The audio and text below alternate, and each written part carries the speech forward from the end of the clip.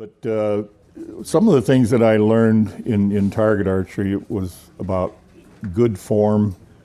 And there was a fellow that I met in the 60s that came to Michigan to shoot in the shoot at Detroit at the Cobo Hall. It was an indoor international open event.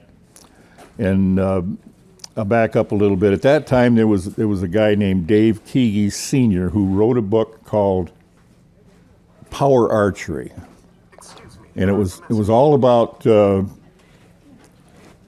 push pull, powerful explosion upon release, open stance, and all this kind of thing. So he had everybody in the country shooting this power archery style, including me. And but then there was this fellow. He was from Utah. His name was Jim Pickering, and some of you older guys may have heard the name before.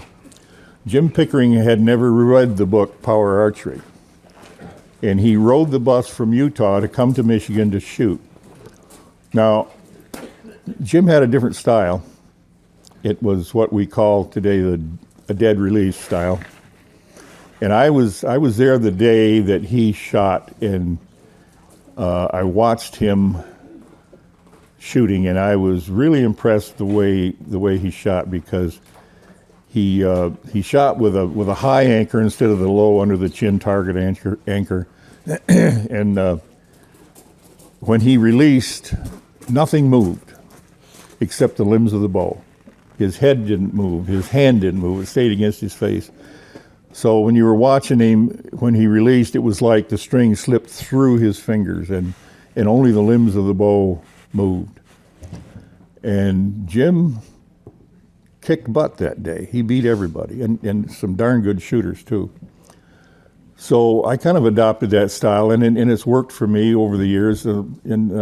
Some people, it works for some people it doesn't. So everybody has their own little style. But anyway, I learned a lot from my days of shooting target archery.